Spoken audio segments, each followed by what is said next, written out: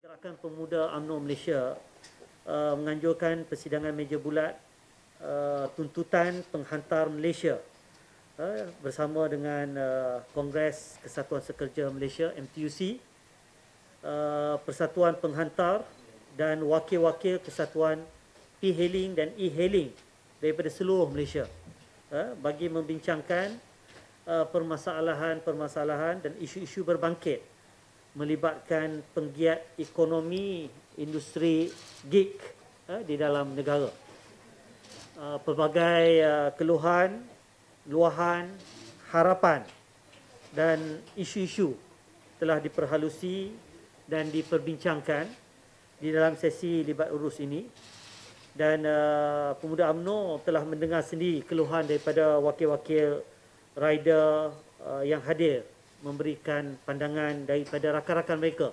Kerana mereka ini wakil-wakil daripada kesatuan-kesatuan yang ramai di peringkat akar umbit. Hari ini dianggarkan sudah mencecah 700,000 pekerja-pekerja dalam industri e-hailing dan p-hailing. Angka ini meningkat mendadak terutamanya semenjak kita berhadapan dengan pandemik ini.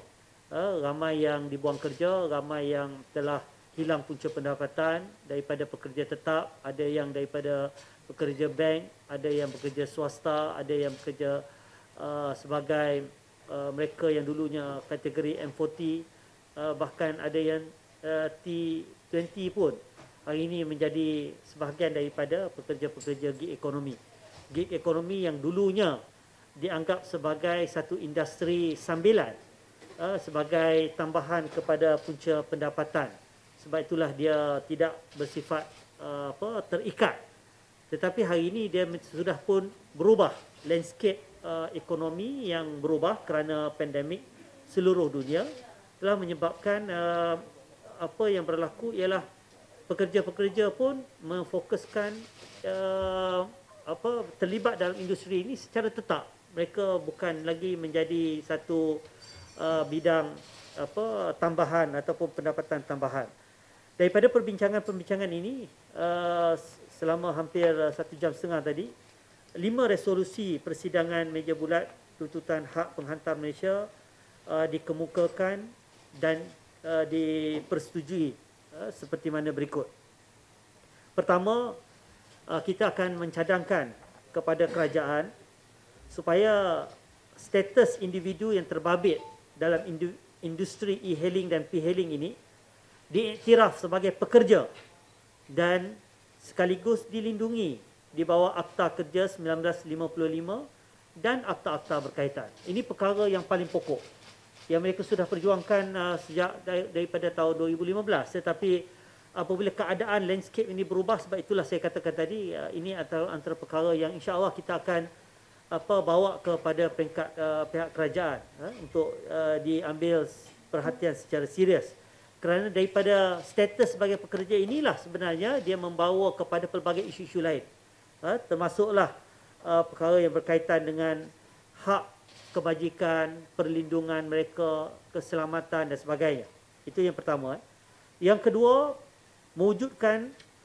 kita ingin menggesa supaya kerajaan mewujudkan sebuah badan kawal selia yang mengkaji keperluan peraturan, regulation yang lebih adil dan realistik untuk penyedia perkhidmatan dan penghantar. Yang ketiga, memastikan kaedah terbaik untuk penyedia perkhidmatan menyediakan perlindungan sosial, KWSP dan Perkeso khususnya buat penghantar-penghantar di Malaysia. Yang keempat, mencadangkan kerajaan agar dapat memberikan perhatian khusus dan menyediakan bantuan khas kepada penghantar-penghantar di dalam bajet 2022 nanti. Ini termasuklah kalau dulu kita ucap terima kasih kepada kerajaan. Dulu kita ada bantuan khas RM500 kepada pemandu e-hailing. Tetapi hakikatnya yang ramai sebenarnya p-hailing. Penghantar yang merupakan rider-rider dalam pelbagai syarikat-syarikat. Jadi ini juga harus dia berikan keutamaan. Mereka tak minta banyak, mereka minta perhatian khas. InsyaAllah di peringkat Pergerakan Pemuda UMNO Malaysia kita akan membawa perkara ini kepada Kementerian Kewangan dalam masa terdekat. Ya. Yang kelima, kita mendesak penyedia perkhidmatan untuk menjamin pekerjaan penghantar-penghantar dengan menangguhkan sebarang bentuk penggantungan dan penamatan khidmat penghantar-penghantar dalam tempoh pandemik ini. Ya. Semua yang kita sebutkan tadi, 5 resolusi utama ni, kita bincangkan secara terperinci. Kita juga akan kongsikan nanti resolusi ini untuk perhatian media. Tetapi yang kita juga buat keputusan tadi untuk menubuhkan satu jawatan kuasa khas di bawah Sekretariat Hal Ehwal Pekerja Pergerakan Pemuda UMNO Malaysia dengan kerjasama MTUC dan semua kesatuan-kesatuan P-Hailing dan E-Hailing seluruh Malaysia bagi membawa satu suara untuk kita mengangkat isu-isu yang menyentuh soal kebajikan, keselamatan dan keadilan kepada pekerja-pekerja, terutamanya yang terlibat dalam industri gig ini di kalangan e-hailing dan p-hailing. Jadi kita banyak persatuan-persatuan ini, kesatuan-kesatuan ini. Dan kita ada wakil-wakil tadi hampir 50 orang yang hadir dalam persidangan meja bulat ini. Dan kita bersetuju supaya perkara ini kita dapat menyuarakan dalam satu suara yang sepadu untuk kita mengangkat suara hati dan juga denyut nadi mereka kepada kerajaan. Dan insya-Allah kita akan ada pelan tindakan kita untuk kita bertemu dengan pihak kementerian-kementerian yang terbabit, termasuklah Kementerian Sumber Manusia, Kementerian Pengangkutan, Kementerian Belia dan Sukan, kerana banyak juga melibatkan belia-belia, juga melibatkan Kementerian KPDN, HEP, Hal Ehwal Pengguna, JAKIM, isu halal juga menjadi satu perkara pokok juga yang kita bincangkan tadi, menjadi dilema kepada pekerja-pekerja penghantar P-hailing dan juga e-hailing ini.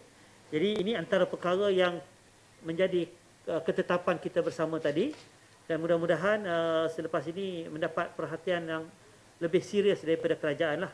Kita akan juga mengadakan pertemuan dengan pihak-pihak menteri yang terbabit, dan mudah-mudahan kita juga akan mengangkat perkara ini sehingga ke peringkat Yang Amat Berhormat Perdana Menteri. Untuk makluman, Perdana Menteri amat prihatin dalam isu ini. Kita pun telah memberikan maklum balas awal berkenaan dengan apa yang berlaku, dan kita mendapat isyarat yang jelas daripada kerajaan supaya pemuda UMNO dapat menjadi jambatan, supaya suara-suara mereka yang sebenarnya mereka telah berjuang ni sejak 2015. Contoh daripada Kesatuan Pekerja Grab sendiri. Jadi ada perkara-perkara yang sampai sekarang tak dapat direalisasikan. Perkara yang melibatkan status pekerja itu benda yang walaupun kita nampak kecil, tetapi apabila ia melibatkan ratusan ribu dan memberi kesan kepada jutaan orang, kalau kita campur dengan keluarga. Jadi ini semua memberi kesan yang besar soal kebajikan, soal keselamatan dan juga soal keadilan bagi mereka. Okey? Ada soalan?